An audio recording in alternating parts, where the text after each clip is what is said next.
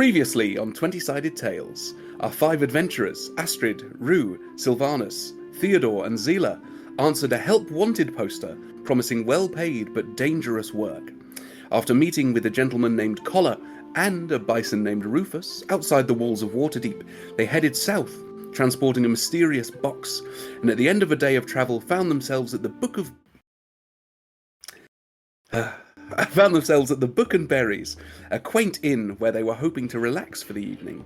But not long after arriving, a half-orc, half-lizardfolk brute named Beau made his way over to them, and in a not-so-subtle manner implied he might know who they are and what they're transporting. And after sowing seeds of panic amongst our heroes, he quickly left them to it. Today, we are going to pick up with Rue. Rue, who is out in the stables. Now, we're going to rewind in time just a second, as you have watched this gentleman head inside. About 90 seconds later, Zelah jumped up and ran in, and you have been left alone with the crate. Now, I seem to remember you saying last time that you didn't want to do anything other than have a little look at it. As you have another couple of minutes to yourself, is that still the case? It's so tempting. But also, do you really just want to be paid? And I feel like Rue would almost... I think Rue would have some restraint in knowing that at the end of the day, being paid is the most important part, and to not ask questions in some situations. So I think for the time being, she's not going to open a crate. But she is going to be on guard, kind of like eyes shifting, looking around, seeing if there's anything, because obviously Zelah's left now. And we've seen some shifty-looking individual go in, so I think, Perfect. It's going to be... And about another 90 seconds later then, you see the same gentleman step out. And he takes a couple of steps, and then looks directly over at you. And he gives you a smile and a wink before walking off. And about 30 seconds after that, Theodore, I believe you said at the tail end of last session you were going to storm out and go to sit over at the with the crate as well. Yeah. In silence, apparently. Okay. No. So he'd probably, like 30 seconds later, he'd probably wait a little bit of time just so that guy had moved on. So it's just because he's very aware of this Beau knowing something he shouldn't. Theodore probably doesn't want to go out and make it look like Theodore's worried about it.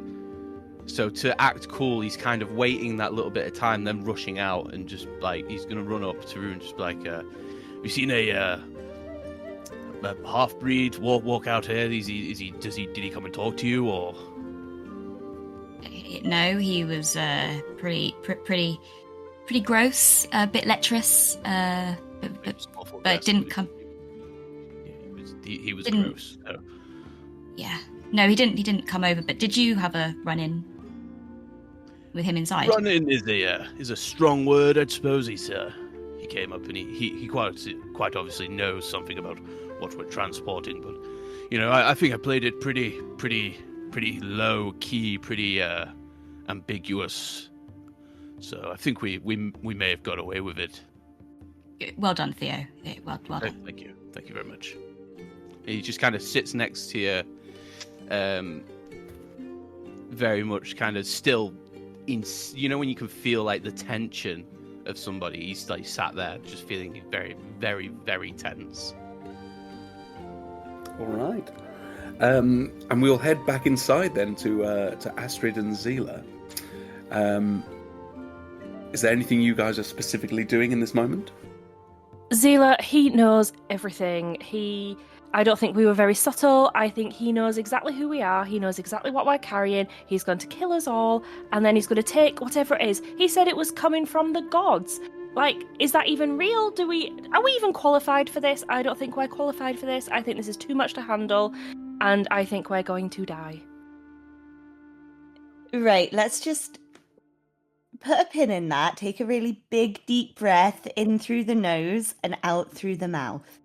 I know it's very rich, this coming from me, but, like, just take a second. No, I don't think we played that as cool as we probably could have. No, he knew before he even sat down. He came specifically over to us. He's probably been following us all this time. He probably knows exactly where we've come from, where we're going, and I think there's more than just him. I don't think it is. I don't think it's just him on his own. He looked strong. He looked tall. He looked like he could snap my neck if he reached out in one fell swoop. Strong and tall too. Yes, it's fine. But he's probably not alone. But neither are we. We've got a group of us too, and we've all got good skills, and we'll be all right. And it'll be fine. He's probably just talking some big talk, trying to get us nervous, trying to get us anxious, so that we're stressing, so we're not focused. Well, yes, I am stressing. I am not focused. And Astryd is up. She is pacing. She's like, her hands are sweaty. She's like really uncomfortable. She's like kind of pulling at her neck, like. Maybe we should go get everybody. Maybe we should tell everybody. Sylvanus is still asleep upstairs. Maybe we should tell him. I think we need to regroup. We need to come up with some kind of something. Something, please. If this guy does have a group and he's watching us, you freaking out like this is going to be beneficial? Mm-hmm. Yes, exactly. It is going to be beneficial, yes.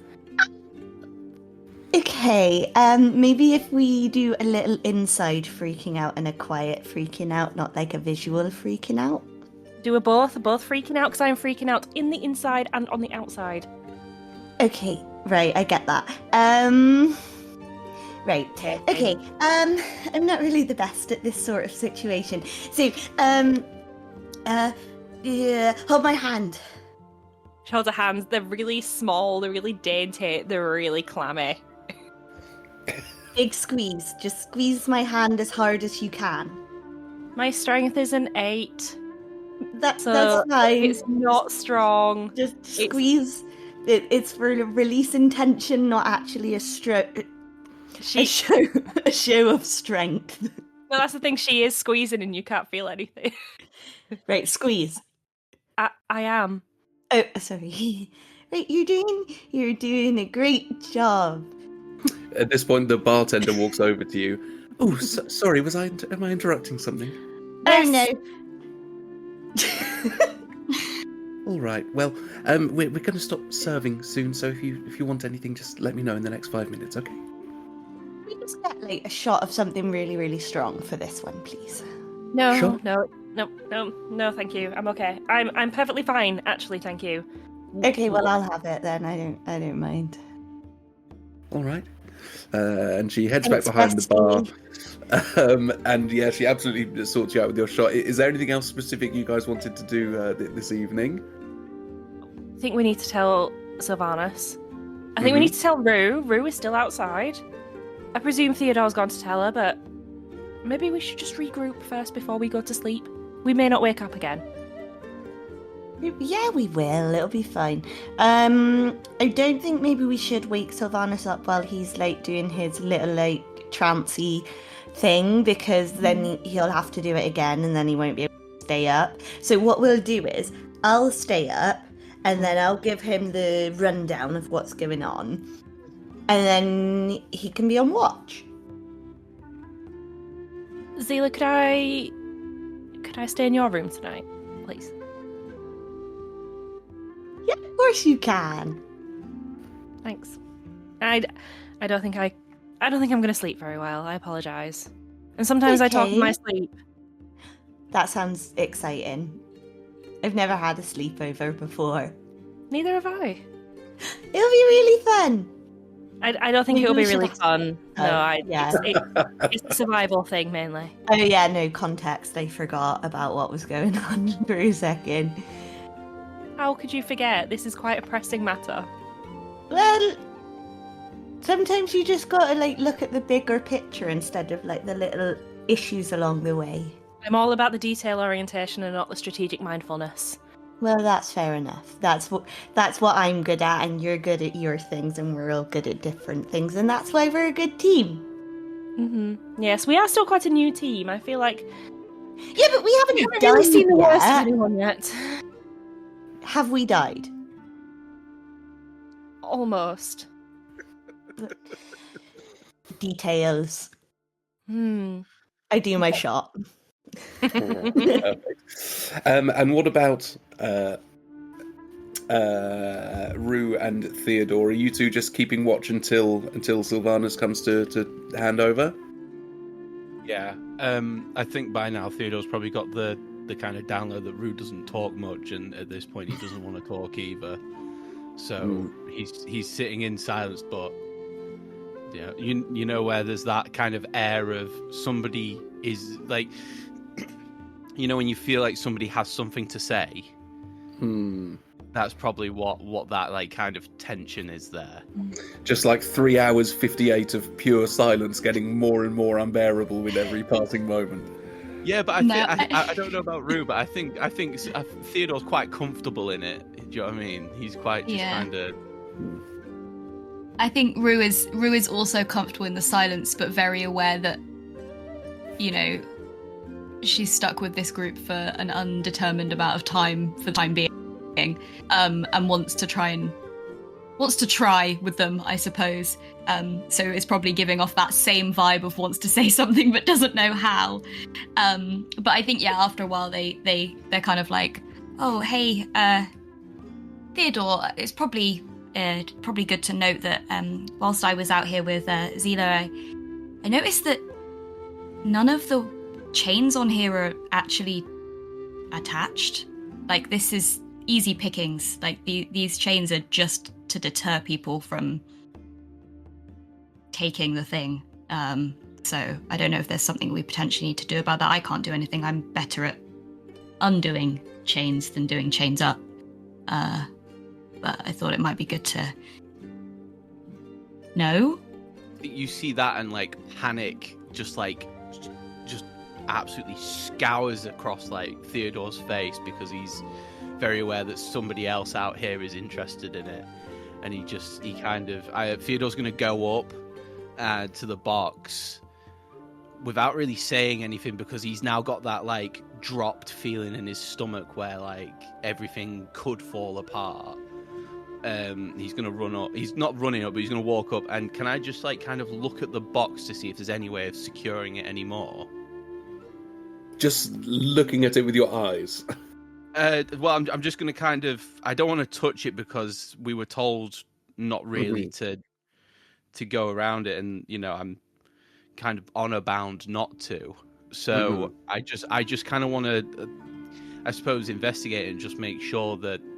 See if there's a way of maybe making it secure after told me that it's not really that secure at all. Yeah, you can make investigation or perception, whatever you prefer. I will make a perception, if that's okay. And that is a 14. 14. I mean, there are some hooks on the end of the cart. You think if you could get some rope around them, and you could probably. I mean, you're able to tie a solid knot, I believe. So you could tie it down if you had some more rope or some more chains, if you wished. Yeah. Let me just see. I don't think I have any ropes on me. I look over and I just go, Rue, do you have any ropes, any kind of harnessing equipment at all that I could maybe use to strap this box down a little more? Yeah, before you've even like finished the sentence, she's hoisted like her pack off and she's like rummaging through. She has a burglar's pack. And I can provide you with rope, I can provide you with string, I can provide you with. You kind of like throwing stuff out. And I was like, the rope. Just if you could just hand me that really quickly. Sure.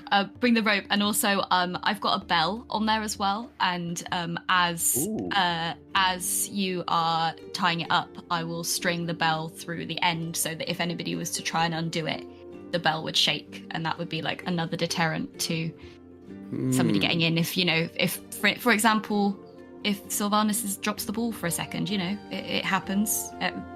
We can't always be. He'll hear the bell before he sees something, or if well, no, I'm saying Sylvanus is coming out. Did you not hear the plan, Theo? Sylvanus is coming out for the rest. He doesn't have to sleep. He can just go and trance for a bit and doesn't have to sleep. So he's watching. I have no knowledge. I have literally just came from. Oh, the inside. Sorry, no, that wasn't a dig at. That wasn't a dig at the party. It's fine. The elf is a good man. Yeah, sure. I'm just saying, if somebody was to come in invisible, ding the bell. There we go. That's what I meant. You say if somebody becomes invisible, another fear-stricken look across the face, because Theodore's realised he hasn't really thought about that, and he's just like, invisible, and you can just see Rue losing the will to live of I'm so bad at this. You're this is why I work alone. This 6 foot odd tabaxi sweat, and he's just wrapping it up just as quick as he can. His tail's just anxiously wagging. Yeah, he's freaking out a bit, and just go. He kind of do you know when you tap something on the top and you can see he's about to go, that ain't moving anywhere, but he kind of taps it on the top, and then he tries to move it a bit to see if it's easier to move. Theodore, can you make a wisdom saving throw for me, please? As you tap the box. Oh no, okay. My saving throws. Where are my saving throws?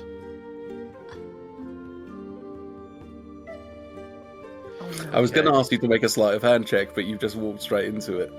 Oh no. Sorry, one second. I'm trying to find my... Oh, there it is. Wisdom, yeah? Yes, please. Alright, it's a +4. So 19. You drop everything, and Rue, you see him just go, just all expression leave his face, and you start to walk. You turn around and start to walk north out of the city. Theodore. Oh no. I'm gonna. Oh no. Zelah and Astryd on their way out at this point. So I imagine this is sort of a couple of hours in, so they're probably in sleepover territory upstairs.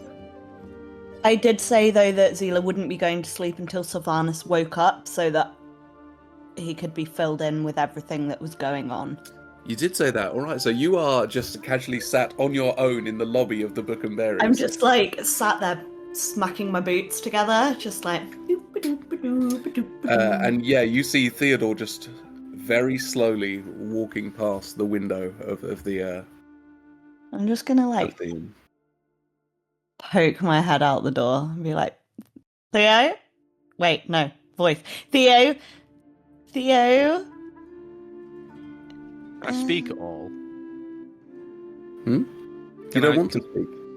Oh, okay. I don't want to speak. I'm gonna go to Rue and be like, Rue? Yeah, you see Rue pop out of the stables, visibly very, very stressed out, being like, he touched the box. He touched the box, and now he's walking, and I don't want to leave the box, but I don't want to leave him. And then I'll look at Rufus, and I'll take Rufus by the head, and I'll be like, do not let anybody take this, and then take off after him. No, you stay there. Me? And then you stay there. I will run after Theo, and I'm gonna stand in front of him and be like, hello. And after 1 minute of walking, Theodore, you sort of come to. He kind of takes a look around and he goes, Rue? Are you good? Where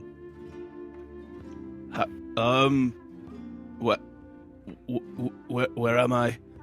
You were just going on a little walk, and we were all me and Rue were like, Theo, what are you doing? But you were just like, for the benefit of the recording, I did a silly face and walked. Pretend walked. What's what will I have kind of remembered, or what was my experience in that minute? You fancied a nice walk. You fancied a stroll. It was a bit of fresh air. Was I like kind of with it, or is this like me kind of blacking out and then coming back? So you remember it, but you remember wanting to go for a walk. Right, It was your choice as far as... I mean, it Okay. wasn't, but you feel like it was a conscious decision of yours. Yes, it was just a midnight stroll. You know, it's the air is fresh. The While night we've is got something very important to be guarding. yes. That And yeah. Rue was with the box. It's a walk just seemed very advertising. I suppose it was. Right. Okay, I'm just gonna put my hand very gently on his shoulder and just kind of turn him around and start walking him back towards the stables. All right.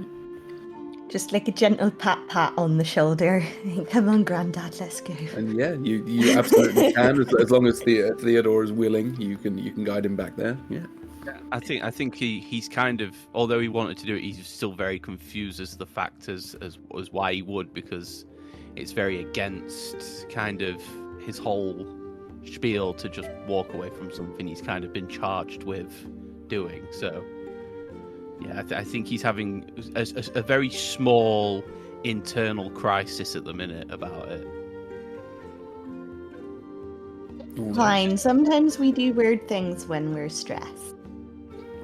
Yes. The half creature here may have affected me a tad more than I may have let on. You were really good at hiding it. Well, thank you very much. That means a lot. And is there anything else you wish to do until the handover happens? Is it reasonable for Rue to have seen Theo touch it and then all of a sudden do that and make an assumption, It was put two like and two together? Think about Okay. somebody like when they touch an iron or a stove or something. That instant, Yeah. it was like that. As soon as he touched it, he turned and started walking. Okay, so I could put two and two together and say that touching it caused him to do a Yeah. weird trancey thing. Okay, Yes, that's yes, fine. Yeah. Will okay. Theo have made the same connection? Yes. Okay, no, that's just what I was getting to. Is if he hadn't made that connection, Rue would have. But if you made that connection, that's fine. No, I think sitting as far away as physically possible from the box while keeping an eye on that and the door until Sylvanus wakes up. All right. Theo sat slightly further away. Yeah. So yeah, a couple of hours go by. Sorry. Oh, go on. Does Theo have gloves or anything on right now? Okay. No, he keeps gloves off so then he can do unarmed attacks as well. Right on. All right. So Oh yeah, you got claws. I forgot. I do indeed. a couple more hours go past without incident. A couple of people, a couple of merchants and stuff come through the town, but it's fairly quiet. And thank you so much for your patience, Sylvanus. You do indeed wake up after 4 hours feeling fresh. You can absolutely take your long rest if you need to, and you head down to find 75% of your other party members are all down here. Oh, you're right, everybody. What's You're going right, on down Vernon. here then? Right, so we've got a little bit of an issue. So there's this guy, right, and he was being all suspicious, and he was basically less implying, more overtly saying that he knew what we had and that we were taking summit and that there are people out there who wanted to steal it, right? Right. So then we were like, well, we'd better like extra stay close to the box. And then Theo maybe kind of touched it and then just like walked off in like a trance. So Oh, that was very silly. Why was Theo touching it? well, I think he was trying to make sure it was extra secure, you know. Oh, it seems secure enough. I mean, surely it can't be anything that dangerous or special like that or nothing. Well, I don't know, it did send him into a trance from him touching the box and not even just like the thing inside, just the box. So I'm thinking it's got like residual Oh, power. this is why it's best not to interfere with these sorts of things. As Martha always used to say to me, it was curiosity what killed the cat. See, my mother used to always say, you look with your eyes, not with your hands. Oh yes, Ronnie used to say that as well. They were all full of such wisdom, weren't they? I say used to, like my mother's not alive. She is still alive. Oh, that's nice though. Yeah. But yeah, so right. So what I'm hearing here is don't touch the box, Right. and don't trust anybody who comes near the box. Right. And there may be a slightly nasty man who's being a bit rude about things. I thought he was perfectly fine, to be fair, but the others don't like him, so... Oh, you know what the others are like. They fret and fuss, don't they? They do fret and fuss. This is the thing. I mean, It's like Martha always used to say to me, you've got to make sure that you remember that most folk are good folk. To be fair, I don't know necessarily that this guy was a good folk, but I think they may have panicked just a little bit. No, that's not good. If he's got nefarious intention, then panicking. Right, well, you know me. I'm not one to panic, I'm not. No, And you're not one to panic neither. generally not. No, I reckon we'll be fine. I will Yeah. keep my best eyes on it. Just remember that sometimes people can go invisible, though. Oh, yeah, that's all right. I'll tell you what I'll do. I'll be extra quiet out there, so if anybody tries to go past invisible, I'll hear him and I'll be all like, oi, you! Away you go, you bastard! Oh, sorry. Oh, no, Martha would never like that. Shut up! I'm trying to sleep. Oh, sorry. Sorry, darling, love you. Sorry. Rest well. Oh, sorry, and please pardon Good my night. language. Martha wouldn't have liked me using words like that. I'm very sorry, especially not in front of a lady. No. Zelah kind of looks around and then she sees Rue and she's like, oh, yeah. Yeah. I don't, got a best foot forward and all that. I'll go outside now. You're meant to stay in this... Wait, where are we? Are we in the stable? I think we're in the stable. Yeah. Oh, sure. in that No. case, I won't be going outside. For some reason, I thought that I was still in tavern. Right, okay. No. I am going to stay exactly here. Okay. I'm not Okay. going to move. I'm not going to go nowhere for nothing or nobody. All right, we'll make sure you don't. But if you have an issue, just like, I don't know, shout and I guess I'll come. Of course, I mean, I will. will come. It's not an I guess. It's I will come, but like... Of course, I will. You'll hear me. I'll be like, Zelah! What did I just say? Oh, sorry. I got work in 2 hours. Sorry, mate. Sorry. Oh, no, I'll be very quiet. Except for when you got to shout for me, all right? Or any of us. You're not If just... I've got- If I've got to shout for any of you, I'll shout as loud as I can. All right, darling. All right. Okay, well, you sleep well, and same to you as well, Rue. You have a good night's sleep, all right? Good night. Good night. Oh, good night. Oh, sorry, Theodore, I didn't see you there. Night, Theodore. And if you see her, make sure you say night to Astryd for me. I don't think I did before I went to bed, and that was awfully rude of me, and I'm very sorry. It's all right. She's staying in my room, so I'll Oh. go say night to her for you. Okay, right. I'll get to watching then. Right, night, everybody. Night, Mr. Nice Man up in the tavern. Fuck off. That's fair. All right, and the three of you head up to your little sleeping pods, your little rooms. And you begin your watch, Sylvanus. What's your passive perception, please, Sylvanus? I'll just check. Zelah, is Zelah a gentleman or a lady? I had forgotten. She's a lady. Thank you. I thought so. It's just when you said about Rue, I couldn't tell if that was a joke about ladies or whether it was a joke that I'd forgotten something. No. She just does not. Well, this may be a question that we will revisit later in the campaign. Okay, no worries. But for now, we think Zelah is presenting as a lady. Oh yeah. Perfect. Okay. I just don't think she really cares that much. No, it's just make sure things all correct. Oh yeah. Passive perception is 14. You have a great night. You don't notice anything.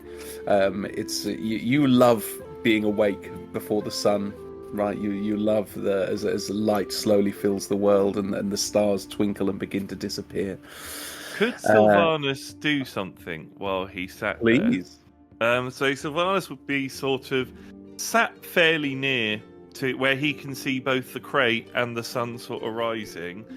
And from within his bag, he pulls out an old pipe and starts loading it up with, it would be Ronnie's favourite longleaf. And he's sort of lighting everything, and he's just sort of talking up to the sunset. And he just he goes, I tell you what, Ronnie, if you could see me now, oh, you'd be amazed. I'm going on an adventure like I always said I would. Isn't that amazing? And, I can't wait till one day I get to tell you all about it. It's going to be absolutely wonderful. But wherever you and Martha are at the moment, I hope everything's all right. I've kept the pipe you gave me. As you always said, a gentleman should never be without his pipe, and I'm not. So I'm going to sit. I'm going to watch the sunrise. I'm going to make sure nobody goes near that chest. And then in the morning, we'll saddle up and back to adventure. So, yeah, that'll be lovely, won't it? And he just sort of sits back and starts just sort of like watching everything, looking at the sunset, thinking of how he's going to tell Ronnie and Martha all about these ventures eventually.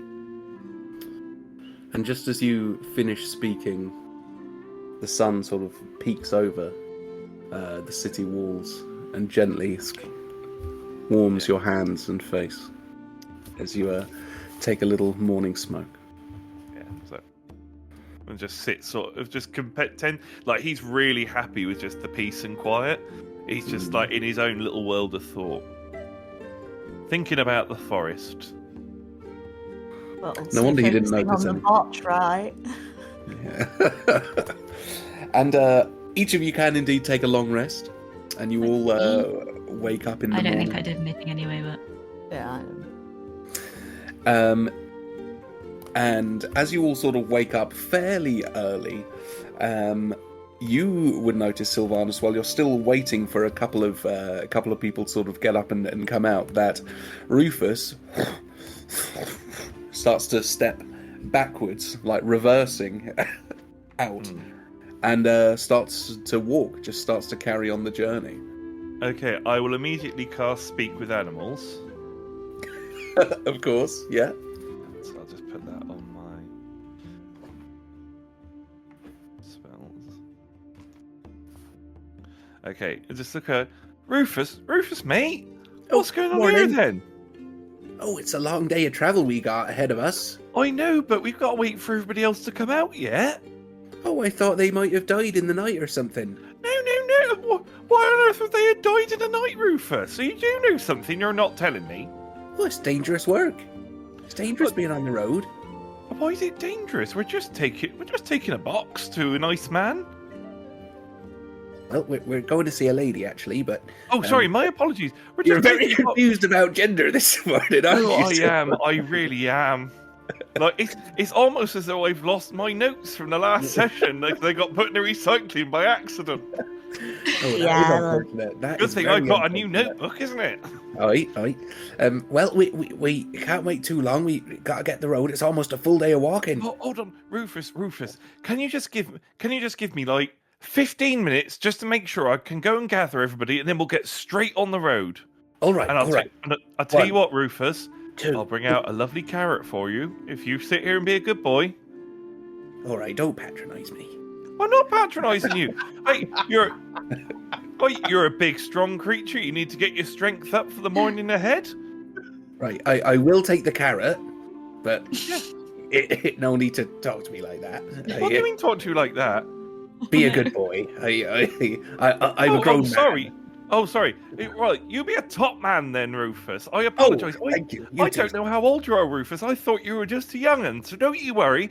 You be a top chap, and I'll go and get you a carrot, and I'll get the others. And he just immediately turned round and just shout out, Zelah, Theodore, Rue, Astryd, if you wouldn't mind coming out and bringing a carrot with you, I think we should get moving.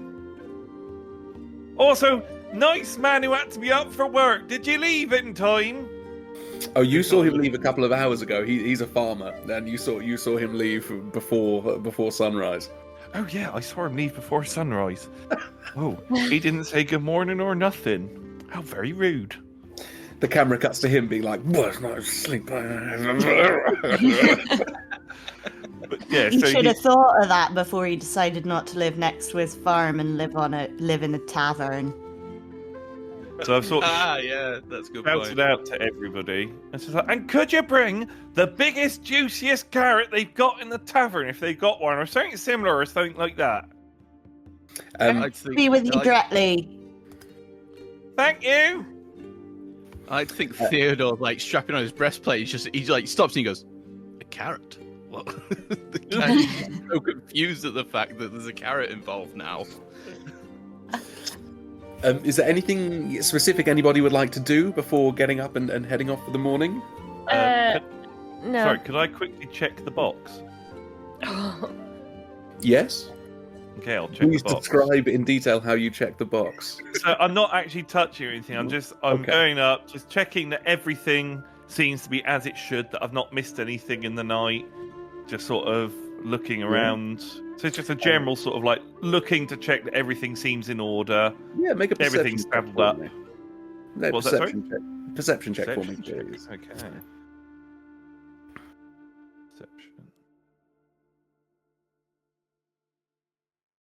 Oh, this is making me really nervous. 21. 21. 21's good. So obviously you notice the new ropes and the little bell that are on there that weren't there before. Although that's not a thing of concern for you. And just as you're having a look, you feel just a little breeze pass over your face. It's not quite the same as the wind. It's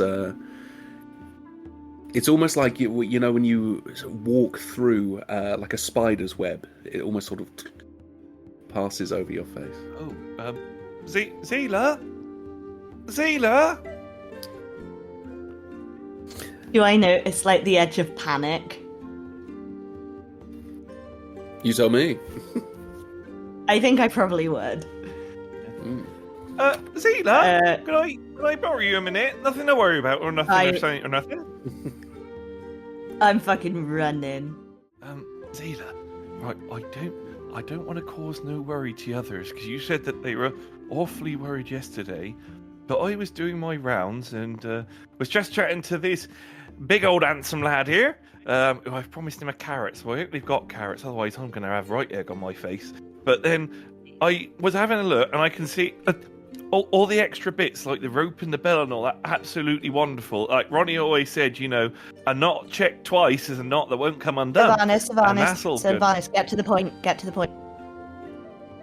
Well, I were looking at it, and suddenly this thing let off.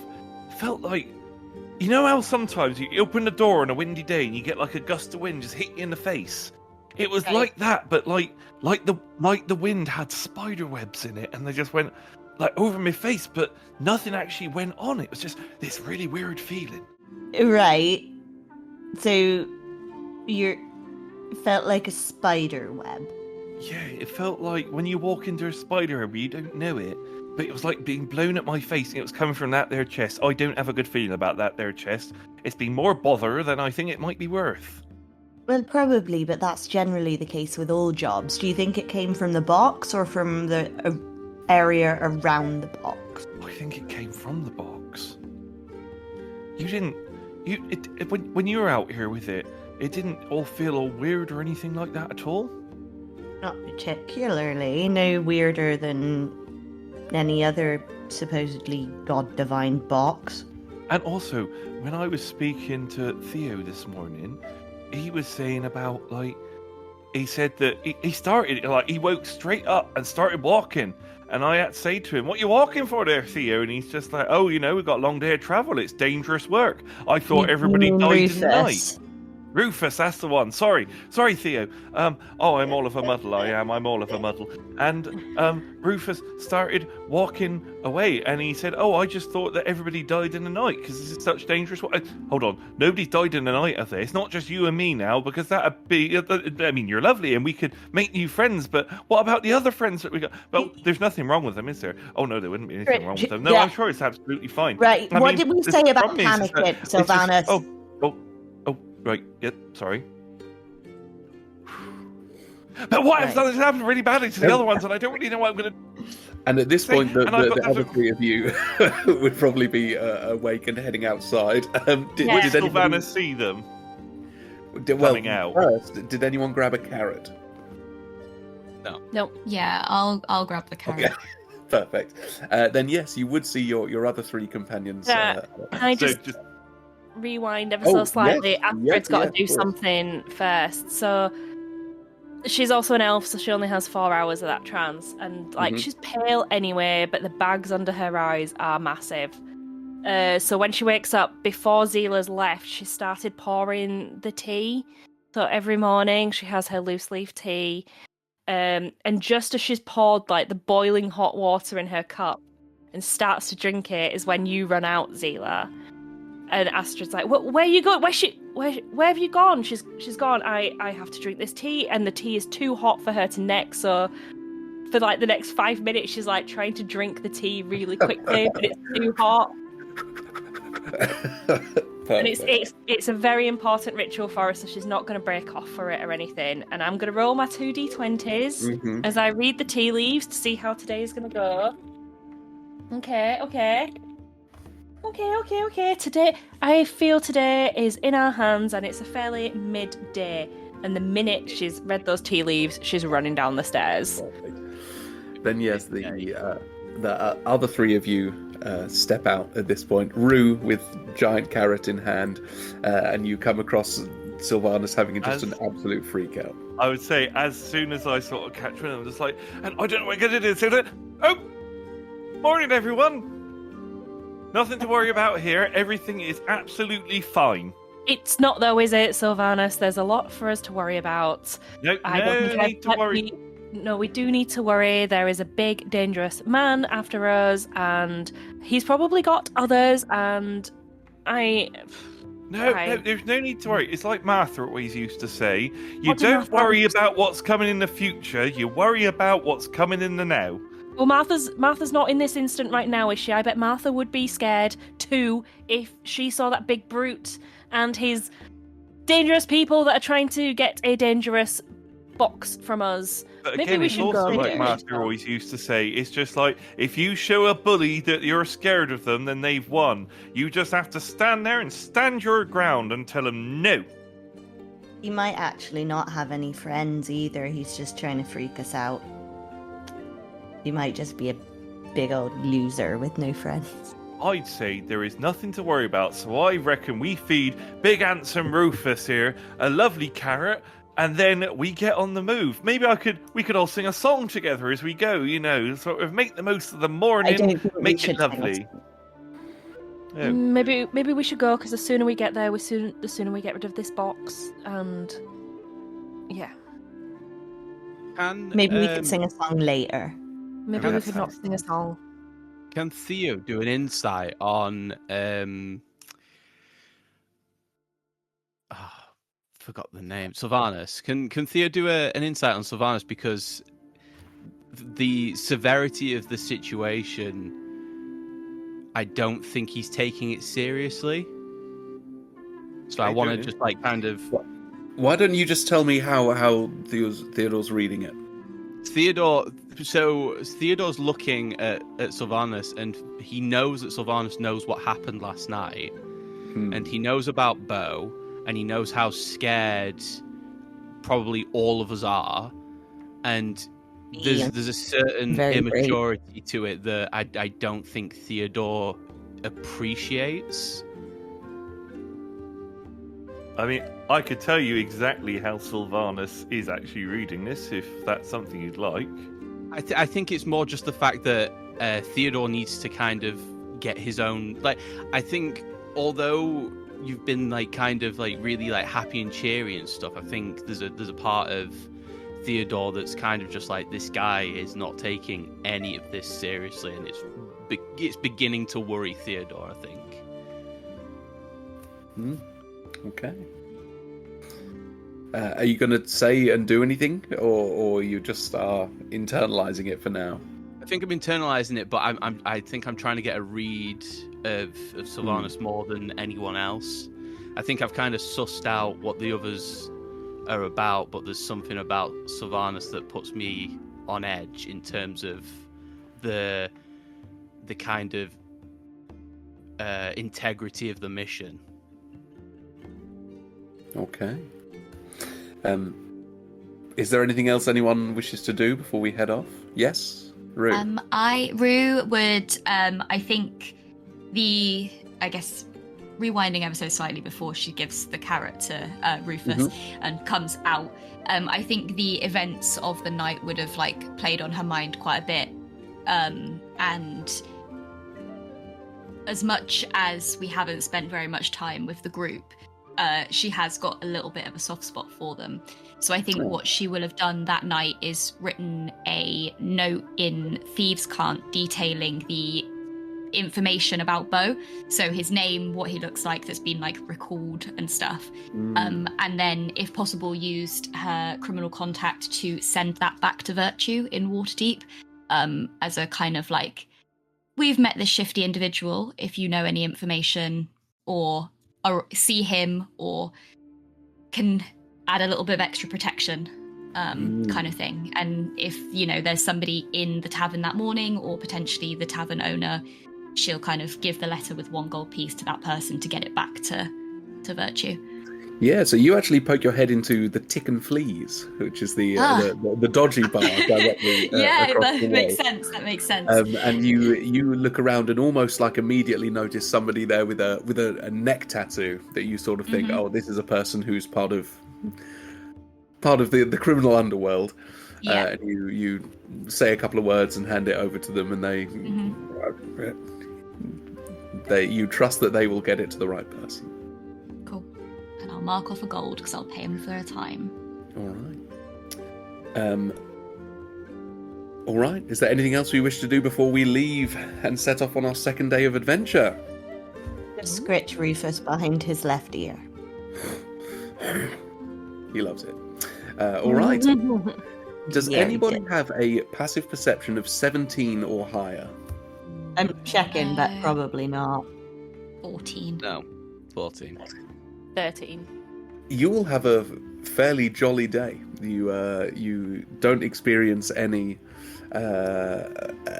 trouble other than the trouble that you have all made in your minds. At least usually. You say jolly day. It is not. Astryd's thrown up several times. Right. It is a very stressful day, and after the first couple of hours, just before lunch, Rufus takes a bit of a right turn and starts to take you off the road, and starts to head toward the coast. Is there anything you want to do during the journey, or are we... Yeah, is there anything we wish to do? I'm probably going to be looking at the box a bit and seeing if there is a way I can work out how to better secure it. So it's already, you know, it's already been tied down once. Yeah, but ropes can be cut. And being somebody with metalwork experience, she would be looking from that point of view. So are you talking about like trying to weld it down or something? Not weld necessarily, but just like, I don't know, maybe improve how the chains are attached to the cart or something along those lines. Yeah, I mean, you think with the you could definitely do a better job than this, especially after Rue has pointed out that these are basically just sort of curled around it. Yeah. You could definitely do a better job than this with time and materials and scrap metal. It would probably take you a few hours. You would risk touching the box as well. You would need to make some slight modifications to the cart. You think to really, get good hooks in there, get a good get it nice and secure. But you could do it. She's just going to be like ticking this over in her mind as she walks, kind of like making little design plans in her head about stuff she could do. Okay. Perfect. Anyone else? Is there anything you wish to do? Could I get a feel for how the party all are as we're going? Is that you asking them, or is there... just like what if they're showing anything? Obviously, just Sylvanus sort of, just checking and see how everybody looks like they're doing. If there's anybody who looks particularly worried or Astryd. upset, or Astryd. okay, Yeah, Astryd is an absolute open book. You can tell she's nervous, she's fretting, she's trying to internalize as much, but it is very much outwardly showing. Sylvanus would approach Astryd and just like, "You alright, Astryd? No, absolutely not. No. What's worrying you and your mind, my love?" This box is worrying. The strange bow is worrying. This task has a lot of red flags, and I don't think this was a very good idea us doing this. Actually, I've got huge regrets. That's fine. Do you want to know something, Astryd? Is it something that Martha or Ronnie has said to you in the past? No. Okay then. It's something that me, Sylvanus, is saying to you now. Then I'd very much like to hear that. Okay, right. I have to say that I'll be honest with you. Don't tell any of the others, because I don't want to cause no worry. I'm very worried about it too. So I understand how you're feeling. In fact, I'd say I don't think I've, maybe only ever once been any more worried about anything in my life. However, the one thing that I am remembering is that everybody who's travelling with us, we're all watching out for each other and we're all keeping an eye on this box. So every time that you feel worried, don't look at the box, look at all your friends around you and know you're not on your own with this. And anything that happens to you, we'll all jump in to help. And anything that happens to any of us, we'll all jump in and help. And between the 5 of us, I think we'll be all right in the end. It's scary. I'm worried. Don't tell nobody, but, I don't think they've caught on to the fact at all. I've been playing it cool. But just know you're not alone. And I think we're all a little bit worried, but we'll all get through it together, right? She has not stopped staring at the box. Okay. Right, okay. If it makes you feel better, you watch the box and the rest of us will watch around each other. That way we've always got one of the best pairs of reading eyes I've ever known. Always looking at that box, and with all the reading you do, I imagine you'll be able to watch that box like a treat, I do. Yeah.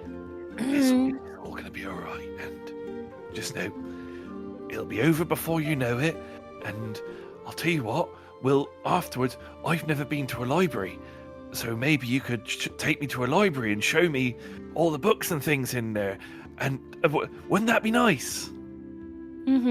Yes. So just keep thinking about that library, and it'll be a grand old time. It'll be over before you know it.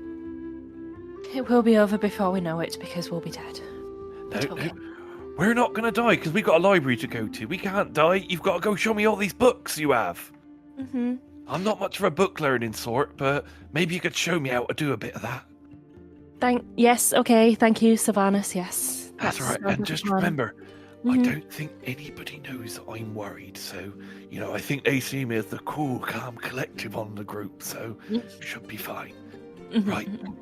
Yes. It'll be all right, Astryd. And he sort of just gives Astryd a reassuring pat on the shoulder and then just goes back, sort of just whistling to himself. With all that happening, just because of how skeptical of Sylvanus Theodore is, I don't think I would have let him more than 4 steps out of kind of me. Basically, I was never more than 4 steps behind. How much of that will I have heard? Make a perception check, please. Oh, that is that is 9. You heard. Yeah, I'm not letting him get more than 4 steps away from me at this point.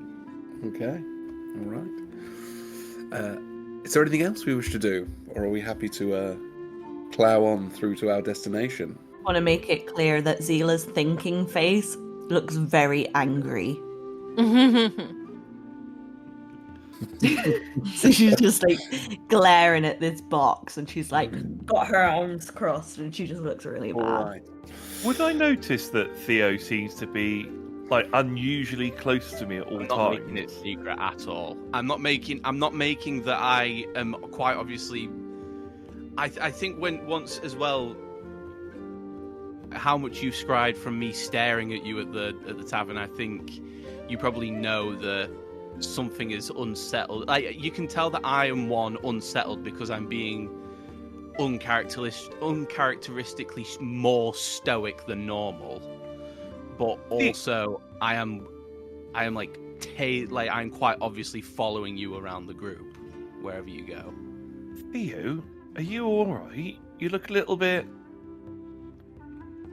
stressed, my love. The problem is, Elf, that you are not stressed enough. Firstly, my name is not Elf. My name is Sylvanus, or Sylvie to my friends, and I'd like to think that you would call me Sylvie. See, Like Sylvanus is looking really sternly at him, like bad manners. It's just no. We've encountered one stranger, the stranger Bo, if that even is his real name. I have had, for some reason, the compulsion to have nice walks. That is completely out of character for me.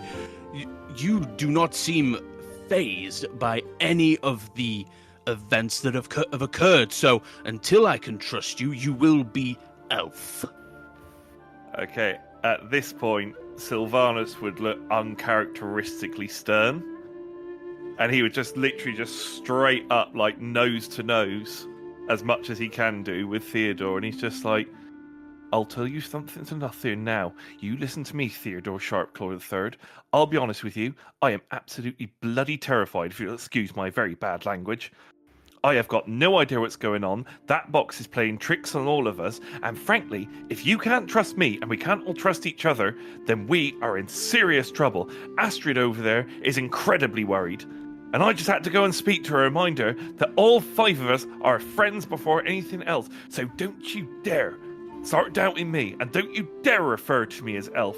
I am Sylvanus, or to my friends, of which I count you as one, I am Sylvie, and I will not tolerate bad manners and mistrust from you. Do I make myself clear?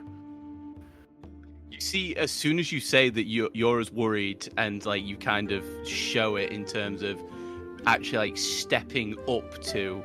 How tall are you? Sorry. Sylvanus is quite tall. He's about 6'1". Yeah, so we're roughly the same height then. Yeah.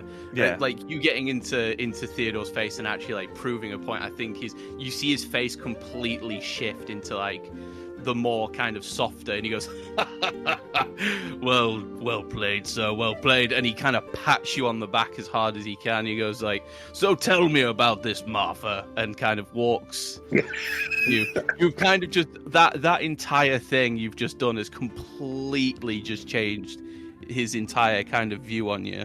He looks at you and he's just like, right, Theo, you're going to give me 5 minutes to walk on my own, because right now I am very upset with you.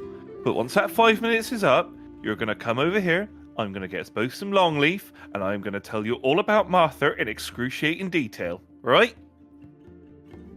Through like nice gritted teeth, he's just like, excellent, yes, okay. Right. And you just see that Sylvanus goes moving forward. He pulls out his pipe, starts loading it, then reaches into his bag, and you can see that he has a spare pipe that just said "Pipe of Friendship" on the side of it. Because if ever there's anybody who might need a pipe but doesn't have one, he's got a spare. And he's loading it, but angrily, sort of like doing it with like looking quite annoyed, just occasionally turning around to look at Theo, just like. Zelah will have. Oh, sorry. Oh, sorry. I think the fact that Theo pushing Sylvanus to show his like true kind of nature has made Theodore happier than you've seen him in quite a while. Like he's pushed somebody who's quite intolerably nice to kind of stand up for themselves in terms of a way of getting what would probably be unnaturally angry at another person that they consider a friend as kind of one, put Theo at ease in terms of we all know how deep we are in this, but also the fact that when he can turn it on, he knows that he can trust Sylvanus to like turn it on. Do you know what I mean? I feel like that situation would have shaken Zelah out of her little like thought, and she'll be looking at the situation being like, wait, why has he not got beef with me? I'm not showing that I'm worried. But she's not going to say anything because she doesn't want to get involved, but she's just like... I think it's more... I think you probably will have seen that it was more of the goofball side that Theodore didn't like. Yeah. Like, you're, like, he's seen you go around, like, kind of comforting people and trying to, like, make light of the kind of thing that's happening, but every time he's seen Sylvanus has been making jokes about it, or he's been talking about... You know what I mean? I've just got this image of Sylvanus just walking silently, occasionally just like looking over his shoulder, really cross at Theodore, but still like loading 2 pipes of the utmost delicacy and just like... Unrivaled technique. Bastard's going to enjoy this, whether he likes it or not. And as you smoke and chat and walk, the vast majority of the day goes by to the point where it's getting to sort of 6, maybe 7 p.m. As the sun is starting to set, and you've been skirting the edge of the Trollbark Forest, the northern edge, as you begin to see a lighthouse in the distance. It not working, but it is the first structure you have seen since you left Daggerford. And Rufus is making a beeline for this, and you start to think this is probably where we're headed. And it gets to the point where you are actually walking along a cliff's edge. It's not particularly dangerous unless you make it dangerous, right? It's quite comfortable for you to walk along it. And the cart is kind of all over the place. This is not really designed, this isn't a road. And you see that this lighthouse is on a little island, this sort of plinth almost jutting out of the ocean. And there is a rope bridge connecting the mainland and this island. And it's not particularly long, 30, 40, 50 foot maybe. And Rufus just heads straight for it, and he stops for a second when he gets to the edge of this rope bridge, and then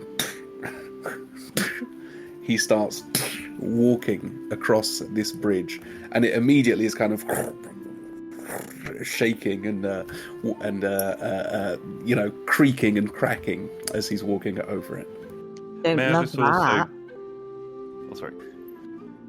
May I just also point out, just for Theo, Sylvanus took him up on his offer, and the entire day of journey, he has not even got maybe 10% of the way through his stories about Ronnie and Martha and living in the woods with them. So Theodore's just had that all day, non-stop. You just hear Theodore every now and again like, "Oh, you say they live in trees? Oh, that's rather peculiar, don't you think? There's 4 walls and a roof and that's what I'm used to. So that's very, very odd of them, Just kind of like really playing along, but actually kind of like almost dying inside. Not dying inside. He's very good at kind of formalities. I think you kind of pick up on. So.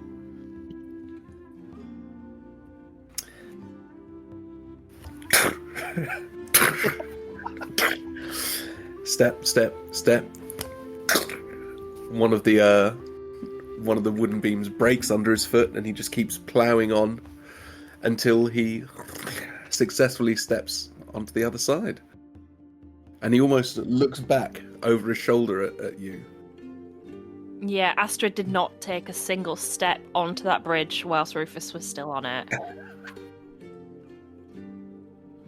Not at all. Right. Do you think somebody should stay here just in case there's anyone trying to, like, follow it in? I find it incredibly sus that we have not seen or heard anything of Bo or his assumed gang that he has as well. I find it very worrying that we've not seen them because they definitely know what we're doing. Is no one else worried? Though, our only job was to get it here.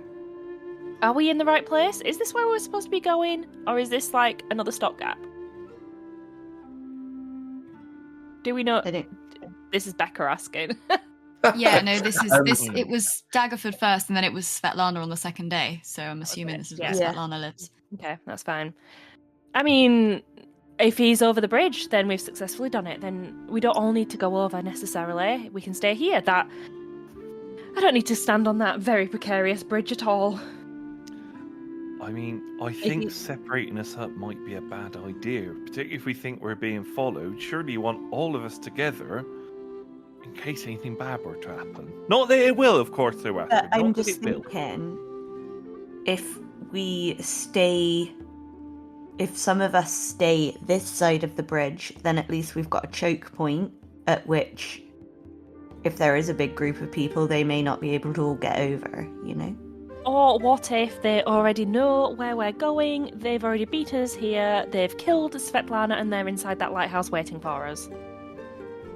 Our whole job was to deliver it. Well, we've delivered it. But we know it's dangerous. We can't just leave it. Or can we just leave it? Are we that kind of group? We should at least knock on the door and let them know they've had their delivery. Oh yeah, we don't want to be like every, you know.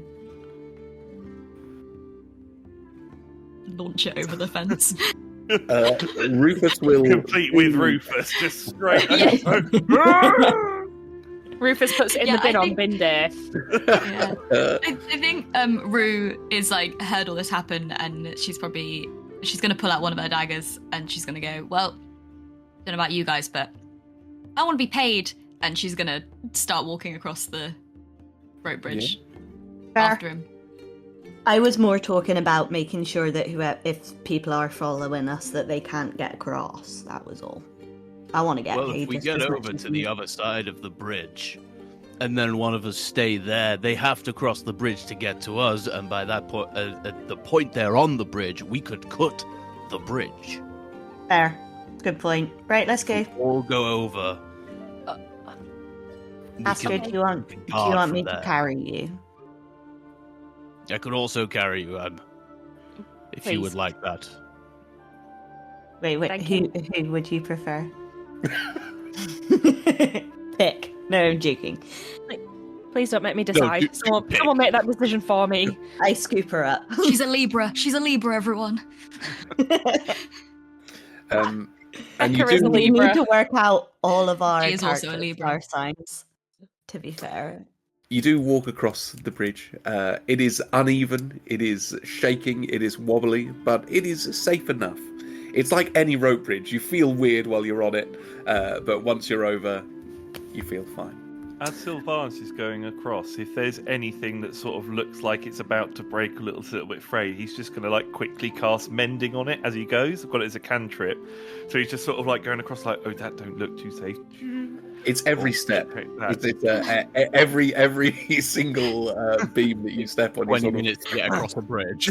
Yeah, it takes Sylvie like half an There's hour. another one. Oh, Just there's any another that one. are Oh, there's another one. particularly bad. Sure. And as the last of you are stepping off the bridge, Rufus takes a few more steps forward. And this lighthouse is probably 4 stories tall, and it's like solid grey all the way up, except obviously the sort of glass at the top. And he walks right up to this huge arched double door, and with his horns, he goes... knocks He's so on the door. efficient. And there's silence for a moment. And then the whole thing shakes and begins to sink into the ground. And almost telescopically, the top folds in to the bottom and goes into the ground. Yeah, that was pretty cool, actually. This is rather ominous. It was just like, nice. Until there is just a spiral staircase going down. And he steps forward. And this is really thin and precarious. The cart that he's pulling barely fits on it. His foot occasionally on the outside slips a little bit. But he does plough down. And where it's tapered, because obviously it's a lighthouse, it is getting a tighter and tighter turn. But he does just start winding down into it. Bloody hell, Rufus. Be careful. You're not meant to do stairs. I presume we're going with him Probably. down into this terrifying staircase down. Yeah. This It's kind about of the stuff doesn't adventure, phase innit? Rue.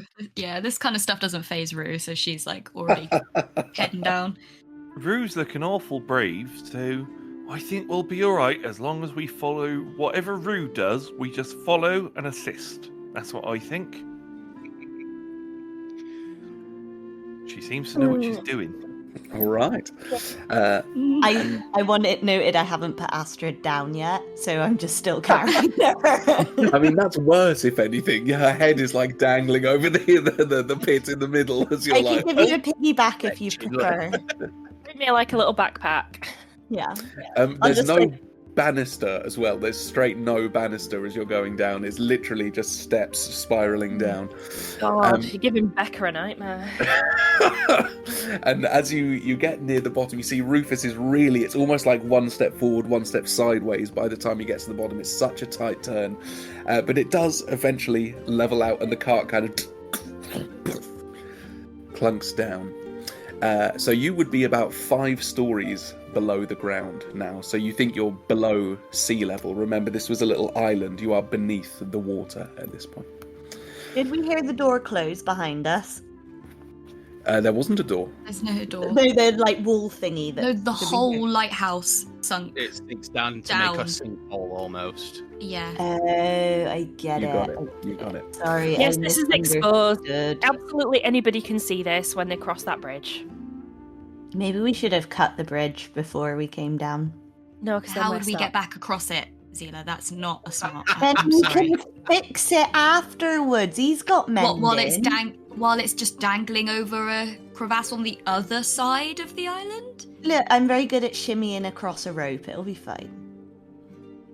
You're all I don't so think you're serious understanding the all the mechanics time. of this. Like, I really don't. Like, Rue's getting an aneurysm from trying to describe this.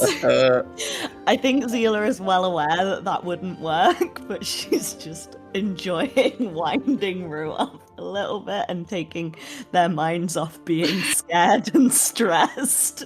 Who said Rue's scared? But And there is an archway at the bottom of this that leads out further under the water.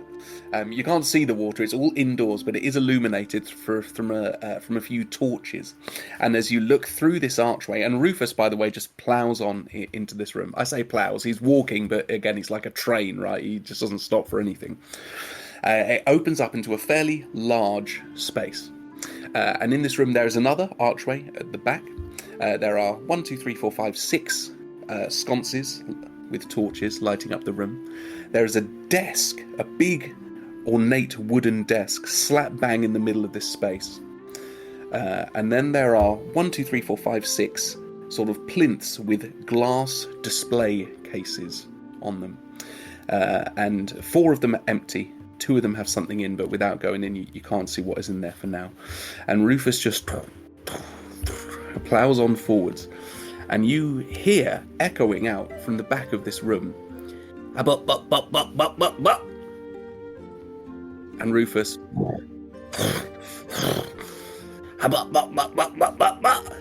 And he again starts to sort of thrash about. And stepping out from behind the other archway at the far end, you see a woman.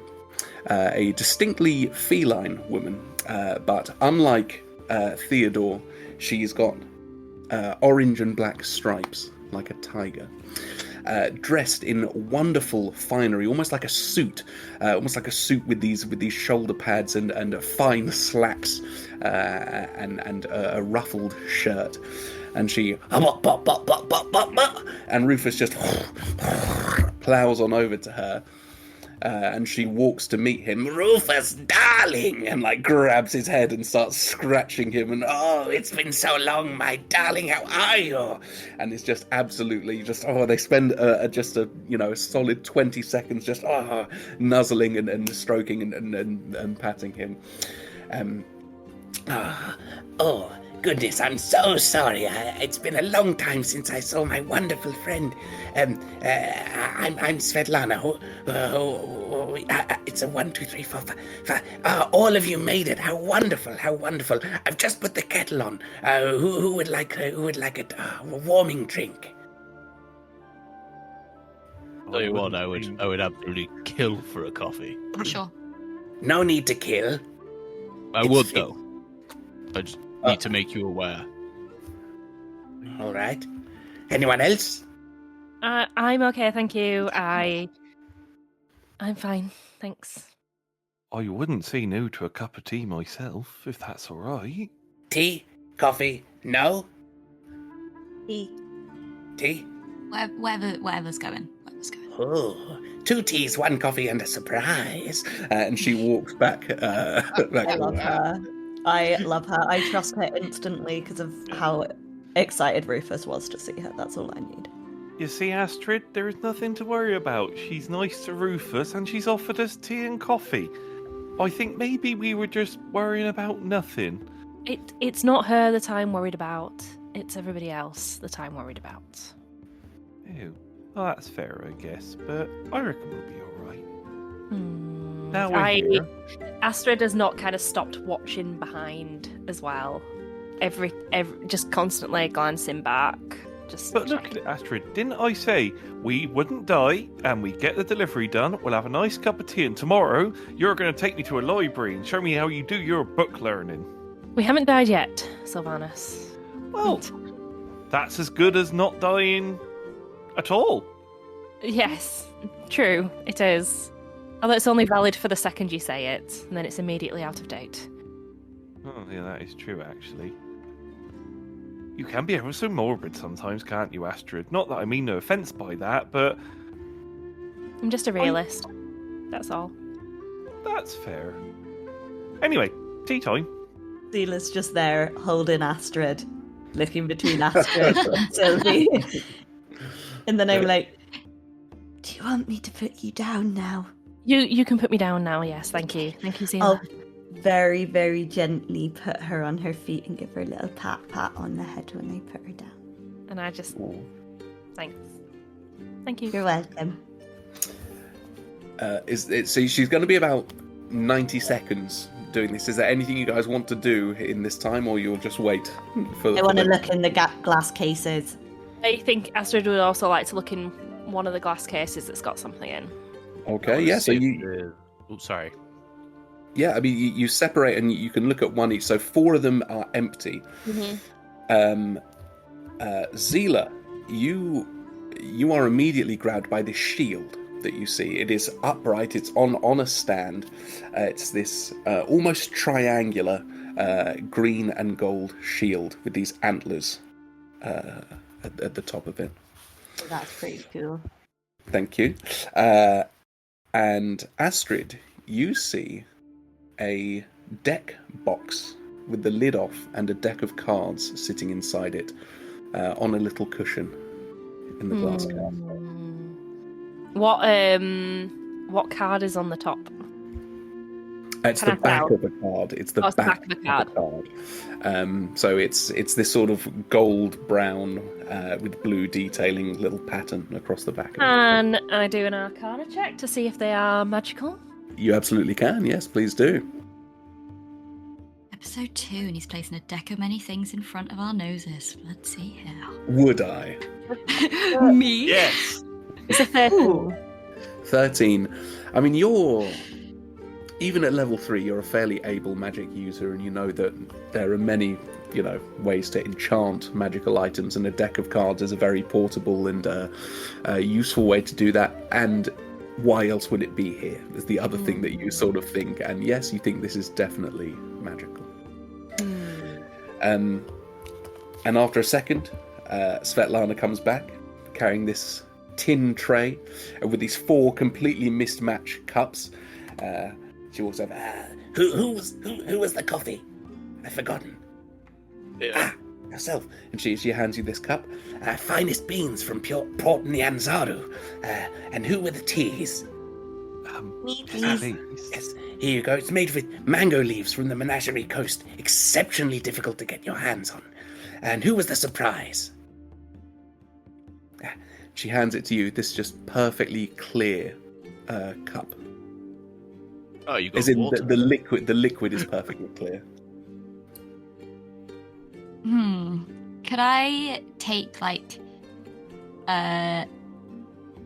just like a little sniff of it and stuff? And I have a poisoner's kit which gives me and I have proficiency with it, so it allows me to be able to kind of determine potentially poisons and materials and stuff like that in there. So could I do like a little? So you want to get your poisonous kit out and test it? No, I just wanted to like sniff it to see if I can like. Okay. It says that you've got your knowledge of poisons has taught you to handle those substances carefully. No, that's not right. It doesn't matter if it doesn't work. I just thought with my experience whether I could smell it and know if there was something in there potentially. You smell absolutely nothing. It is completely neutral. Nothing. All right. Well, no, now I'm on the spot. Now I feel like I have to just bottoms up. She's looking at you like. Oh god, that's terrifying. Cheers to a successful delivery. I'm just waiting for everybody to cheers her back. I cheers. Delaying the inevitable. She grabs a little cup as well and then Cheers. and then takes a sip. Guys, take a sip. And So, they are- Svetlana, what exactly is in this case that we have delivered? It has been very dangerous, in fact. Straight to business. I like that. I like that very much. You'd like to see? Kind of like to know what it is first. I'll In show case you. it's dangerous to look at. Do you know one of these things that you look at and you instantly Oh, no. know? It won't be dangerous to look at. and you watch her. She puts down her cup on the desk, and she puts her hands together and starts to turn them, and pulls across this little green glowing beam that flops down almost into a little cloth of energy, and then unfolds it further and further until it's this whole blanket of energy, and she throws it over the cart and casts Dispel Magic. And then she grabs one of the chains, just pulls it off with ease, as you have noticed. The ropes. Whose are they? I don't want to cut them in case they're yours. The ruse. Theo, you did the knot. You can undo the knot. I mean, it's I'll your take the bell. rope. Okay, can you undo the rope? Oh wait, did you say she cast Dispel Magic? Yes. I'll untie Well, I the know net. it was Dispel Magic. Sure. Yeah. I'll walk up and untie my knot and give the rope back to Rue then. Perfect. Yes, I'm a bell. Excellent. The drink, by the way, Rue, was room temperature water. It was just Yeah, I like thought as much. I just completely unrefreshing. And she, Right.